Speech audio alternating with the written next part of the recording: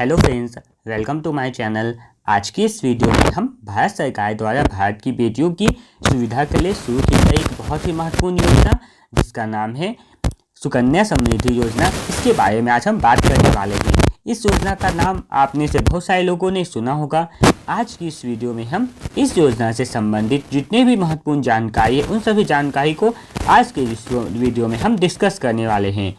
इस वीडियो के अंतर्गत हम जिन पॉइंट्स को डिस्कस करेंगे वे हैं सुकन्या समृद्धि योजना क्या है, इसे कौन कौन भर सकता है, आवश्यक दस्तावेज क्या लगेगा, आवेदन कैसे करना होगा और भी बहुत सारे पॉइंट है जिसे आज की इस वीडियो में हम डिस्कस करेंगे।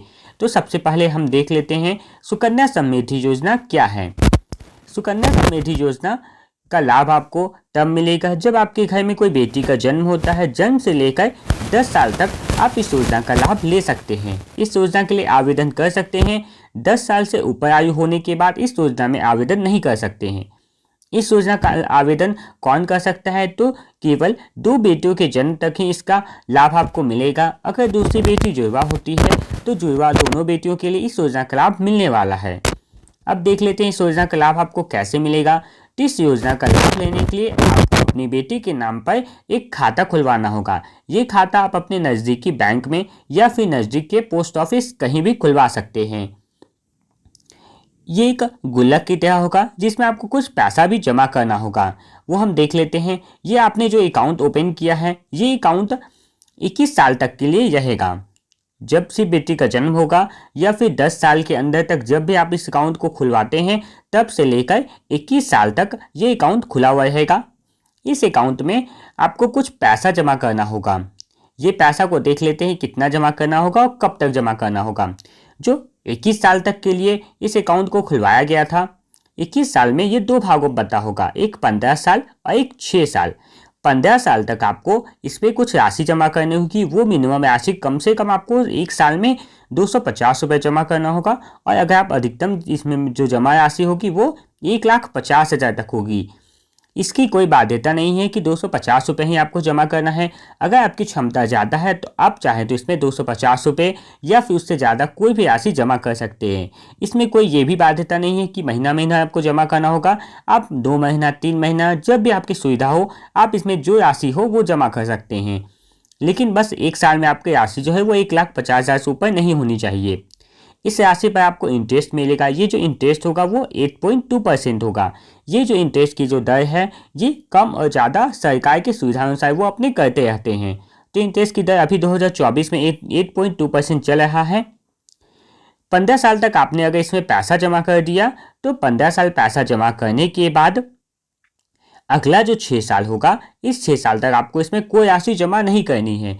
लेकिन इसमें जो 8.2% का जो इंटरेस्ट था ये इंटरेस्ट इसमें मिलता रहेगा और ये इसी तरह टोटल 21 साल तक चलेगा। 21 साल के बाद आपको इसका जो जितना भी धनराशि जमा होगा वो धनराशि आपको मिल जाएगा। अब हम देख लेते हैं अगर आप चाहते हैं इस धनराशि को बीच में निकालना या कब कब आप इस धनराशि को निकाल सकते हैं। तो हम देख लेते हैं कि सुकन्या समृद्धि योजना के अंतर्गत आप जो पैसा जमा किए हैं वो पैसा आप कब कब निकाल सकते हैं।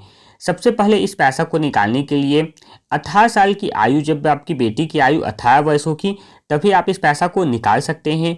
ये पैसा ऐसा नहीं है कि आपको अगर घर बनाने का ज़रूरत पड़ा तो आप इससे पैसा निकाल लिए या फिर घर में कुछ बिजनेस करना है या कुछ और काम के लिए आपको ज़रूरत पड़ा तो आप ये राशि को निकाल लें। तो ऐसा नहीं होता है। ये सिर्फ बेटियों की सुरक्षा के लिए ही दिया जाता है। तो अब देख लेते हैं कब कब आप इस पैसा को निकाल सकते हैं। तो इस पैसा को निकालने का जो स्टार्ट होगा वो तब होगा जब आपकी बेटी की जो आयु है वो 18 साल होगी। उसके बाद ही आप इस पैसा को निकाल सकते हैं। सबसे पहले इस पैसा को निकालने का कंडीशन है कि अगर बेटी की उच्च शिक्षा है तो उसके लिए आप इस पैसा को निकाल सकते हैं। उस शिक्षा के अगर आप इसमें पैसा निकालना चाहते हैं तो जितना भी आपकी जमा राशि होगी उसमें से आप 50% ही पैसा को निकाल सकते हैं। इसके बाद अगला है शादी के लिए। शादी के लिए भी आप चाहे तो इसमें पैसा निकाल सकते हैं। 18 वर्ष आयु के बाद आप शादी के लिए इसमें जब भी चाहें तब पैसा निकाल सकते हैं। लेकिन अगर ये 21 साल के लिए अकाउंट तो 21 साल के लिए ओपन हुआ है, आपने में जब शादी के लिए पैसा इसमें निकालना चाहते हैं तो उस समय आपका जो अकाउंट है वो मान के चलिए 17 साल हुआ है। तो 17 साल तक जो भी पैसा जमा है और जितना इंटरेस्ट उसमें मिला है वो सारी राशि आपको मिल जाएगी शादी के लिए। इसमें 50% नहीं मिलेगा, इसमें पूरी राशि आपको मिल जाएगी। अगला अब हम देख लेते हैं, अगर आपने पैसा को छोड़ दिया, आपने पैसा नहीं निकाला और ये पैसा पूरा 21 साल तक जमा रहा, उसके बाद भी आपको जितनी भी राशि होगी, जिसमें हमने देखा था कि 15 साल तक आपने पैसा जमा किया था और 6 साल तक इसमें इंटरेस्ट मिलता रहा, तो ये पूरा जो 21 साल का जो पैसा होगा और इंटरेस्ट के साथ वो सारी पैसा आपको अकाउंट में मिल जाएगा। अब हम देख लेते हैं और कुछ कंडीशन, जैसे अगर पेरेंट्स नहीं रहते हैं तो इस कंडीशन में क्या होगा। अगर पेरेंट्स की किसी दुर्घटना हो जाती है और पेरेंट्स ना रहें तब आप इस पैसा को क्या करेंगे, तो पैसा तो अकाउंट पे जमा करने का जिम्मेदारी पेरेंट्स का होता है। अगर वो ही नहीं रहेंगे तो इसमें दो आपको ऑप्शन मिलता है, या आप चाहे तो इसमें पैसा को इसको कंटिन्यू कर सकते हैं, पैसा जमा कर सकते हैं, या फिर आप चाहे तो जब भी जितना भी साल उस तक हुआ होगा वहाँ तक का आपका इंटरेस्ट के साथ पैसा आपको अकाउंट में वापस मिल जाएगा। इसके बाद अगर बेटी के ना रहने पर भी इसमें पैसा आपको पूरा मिल जाने वाला है। अब हम देख लेते हैं इसमें आवश्यक दस्तावेज क्या लगेंगे, कौन कौन से महत्वपूर्ण दस्तावेज हैं जो आपको खाता खुलवाने के लिए जरूरत पड़ेगी। तो सबसे पहले आपको कन्या का जो जन्म प्रमाण पत्र होगा उसकी आवश्यकता होगी, कन्या के जन्म प्रमाण पत्र की आवश्यकता होगी। उसके बाद इसमें पेरेंट्स के नाम से अकाउंट खुला जाएगा तो पेरेंट्स का इसमें फोटो लगेगा, क्योंकि नॉमिनी के लिए पेरेंट्स में रहेगा। अगला होगा पेरेंट्स का जो आधार कार्ड है वो चाहिए होगा। इसके बाद पेरेंट्स का पता का प्रमाण पत्र, इसके लिए भी आप आधार कार्ड दे सकते हैं या फिर वोटर आईडी दे सकते हैं, जो भी आप चाहे तो पता का प्रमाण पत्र के लिए एड्रेस प्रूफ के रूप में दे सकते हैं। अब हम देख लेते हैं इसका आवेदन आपको कैसे करना होगा।